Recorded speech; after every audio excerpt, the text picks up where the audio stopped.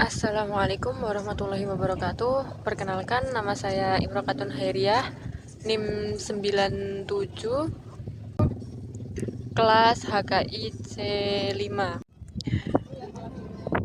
Saya di sini akan menjawab pertanyaan dari Pak Fuad Riyadi LC MAG. Yang pertanyaan jawaban yang nomor 1 yaitu definisi fikih. Pengertian fikih yaitu fikih berasal dari bahasa Arab fakiha yafkahu fikhan, yang memiliki arti memahami, mengerti, atau mengetahui dengan mendalam. Fikih bukan sekedar pemahaman biasa, tetapi pemahaman yang memerlukan kesungguhan seseorang dalam mendalami sesuatu. Kata fikih merupakan bentuk kata kerja yang menuntut upaya maksimal dalam memahami atau mendalami sesuatu. Imam Syafi'i memberikan batasan fikih sebagai suatu ilmu yang membahas hukum-hukum syariah, amaliyah praktis yang diperoleh dari dalil-dalil terperinci.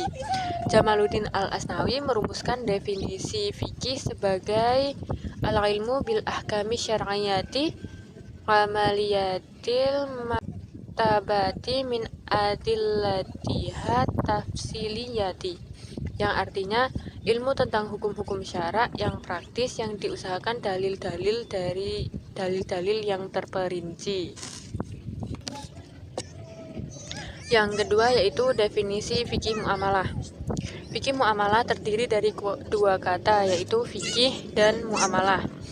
Lafadz muamalah berasal dari kata muamalah, kata amala, yu'amilu, muamalatan. Menurut bahasa, muamalah dapat dinyatakan sebagai interaksi antara sesama manusia. Adapun menurut istilah, muamalah adalah hukum-hukum syariat yang mengatur interaksi manusia dalam hal harta benda.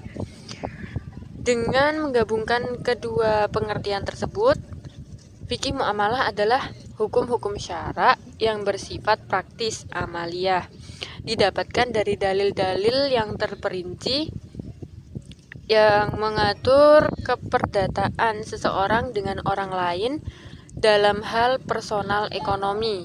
Fikih muamalah merupakan kumpulan hukum yang disyariatkan atau dikenali lewat pesan-pesan suci Al-Quran dan hadis dengan metode dan prosedur tertentu oleh orang yang kompeten, mujtahid, yang mengatur tentang hubungan kepentingan antar sesama manusia.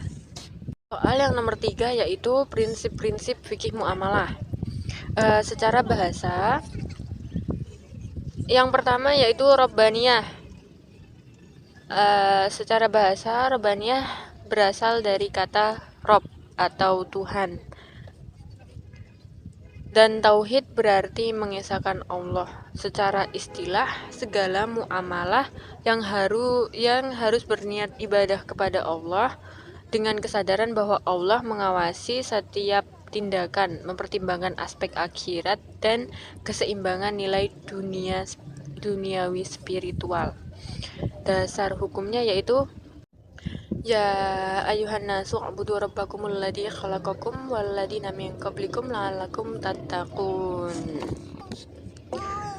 Yang artinya, hai manusia, sembahlah Tuhanmu yang telah menciptakanmu dari orang-orang sebelahmu agar kamu bertakwa. Keterikatan ayat ini menegaskan seluruh aktivitas termasuk muamalah harus dilandasi niat ibadah. Transaksi ekonomi hanya untuk keuntungan materi, tetapi pengabdian kepada Allah, sehingga pelaku akan menjauhi kecurangan, riba, dan perbuatan haram. Contoh aplikasinya yaitu misalnya pedagang berbisnis dengan kejujuran, tidak mengurangi timbangan, tidak menyembunyikan catat barang. Perbankan syariah menghindari riba dengan sistem bagi hasil.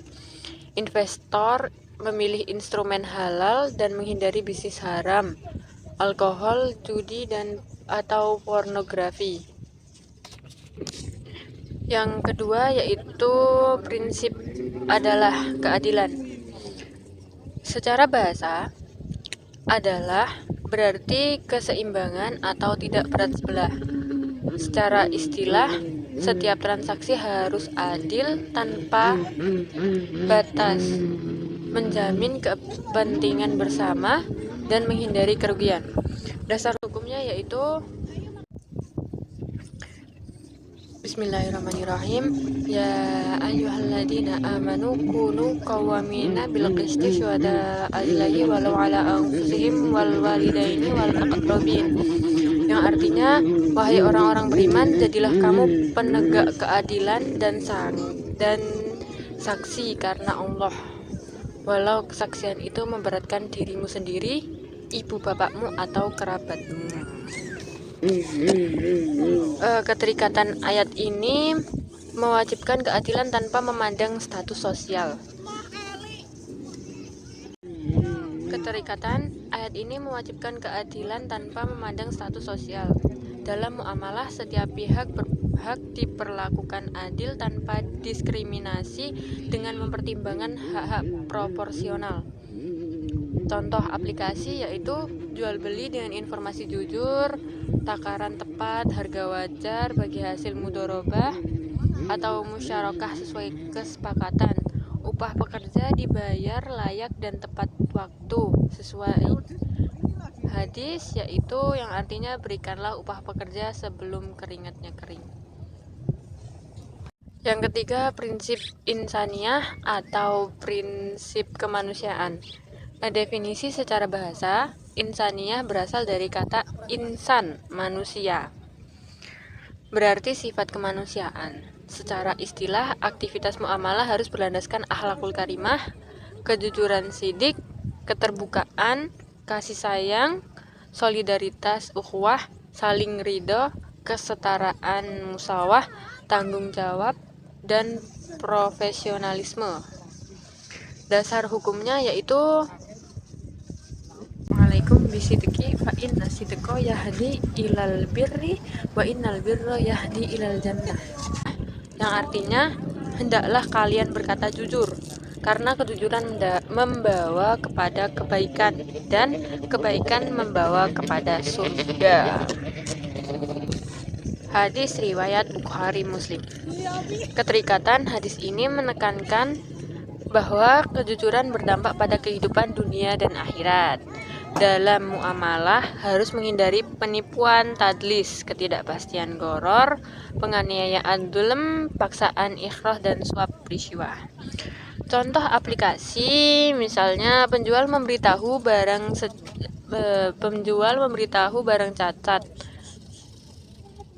secara jujur.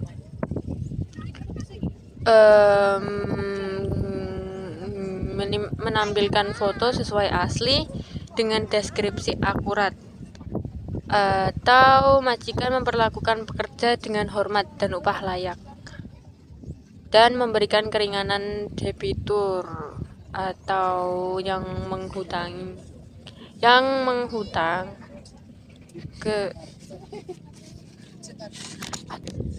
Yang keempat, prinsip al-hurriyah, kebebasan. Secara bahasa, hurriyah berarti kebebasan atau kemerdekaan. Secara istilah, muamalah dilaksanakan sukarela tanpa paksaan. Kebebasan hendak sangat dijaga. Dilaksanakan pelanggarannya membatalkan transaksi, termasuk kaidah hukum dasar muamalah adalah mubah sampai ada dalil yang melarangkannya. Prinsip yang keempat yaitu al-hurriyah. Definisi secara bahasa yaitu al-hurriyah berarti kebebasan atau kemerdekaan. Secara istilah, muamalah dilaksanakan secara sukarela tanpa paksaan. Kebebasan hendak sangat dijaga.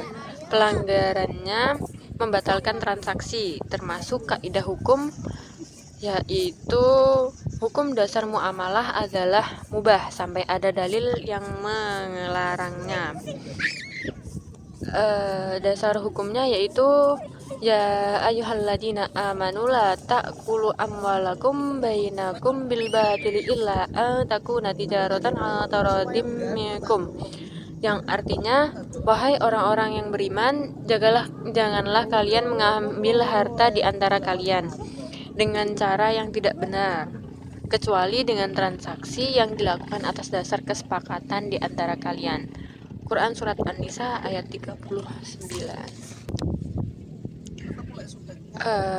Keterikatan yaitu ayat ini menegaskan bahwa transaksi harus berdasar kerelaan dan kesepakatan tanpa paksaan. Kerelaan diwujudkan dalam ijab dan qabul yang jelas, memberikan kebebasan luas mengembangkan transaksi selama tidak bertentangan dengan syariah. Contoh aplikasi yaitu pembelian bebas memilih. Pembeli bebas memilih tanpa paksaan. Khiyar hak pilih memberi kesempatan membatalkan transaksi jika dirugikan. Nasabah bebas pilih produk pembiayaan tanpa tekanan. Informasi produk syariah diperbolehkan selama tidak mengandung riba, gharar, dan maisir. Prinsip yang kelima yaitu adamul gharar wa riba, larangan gharar dan riba. Definisi secara bahasa, adamul berarti ketiadaan atau larangan. Gharar berarti ketidakjelasan atau ketidakpastian. Riba berarti tambahan atau kelebihan. Secara istilah, larangan terhadap ketidakjelasan dan praktik riba dalam transaksi. Gharar adalah ketidakjelasan akad yang merugikan barang, harga, waktu, spesifikasi. Riba adalah tambahan tidak adil dalam hutang piutang atau jual beli. Dasar hukumnya yaitu wa ahallallahu bai'a wa harramar riba, yang artinya Allah telah menghalalkan jual beli dan mengharamkan riba. Surat Al-Baqarah ayat 275. Keterikatan ayat ini melarang tegas riba dan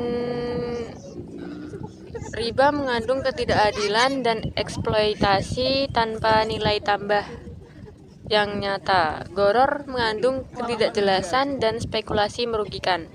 Prinsip menghasilkan maslahat dan menjatuhkan martabat merupakan inti hukum Al-Quran dan hadis. Setiap transaksi harus bebas dari riba, ihtikar, dan gharar. Contoh aplikasi yaitu perbankan syariah mengganti bunga dengan hasil mudharabah atau musyarakah, jual beli murabahah atau sewa ijarah. Larangan gharar yang pertama yaitu barang yang dijual harus jelas spesifikasinya, tidak boleh jual ikan belum ditangkap atau buah belum layak panen. Yang kedua, asuransi konvensional diganti takaful berbasis tolong-menolong. Yang ketiga, derivatif atau forward diganti akad salam atau istisna yang lebih jelas. Yang keempat, e-commerce harus deskripsi jelas. E-commerce itu apa ya? Barang yang dijual di marketplace harus deskripsi jelas, foto sesuai asli, ketentuan pengembalian transparan. Kesimpulannya yaitu kelima prinsip fikih muamalah, robaniyah, tauhid, adalah insaniyah, huriyah, dan adamul gharar war riba merupakan fondasi yang menjamin setiap transaksi ekonomi Islam tidak hanya sah secara hukum, tetapi juga mengandung nilai spiritual, moral, dan keadilan. Penerapan prinsip-prinsip ini dalam kehidupan ekonomi modern memastikan aktivitas muamalah berjalan sesuai dengan syariat, memberikan keberkahan, dan menciptakan sistem ekonomi yang berkeadilan serta berkelanjutan untuk kemaslahatan bersama di dunia dan di akhirat. Sekian dari saya. Apabila ada salah kata, ucapan, atau perbuatan, saya mohon maaf. Wassalamualaikum warahmatullahi wabarakatuh.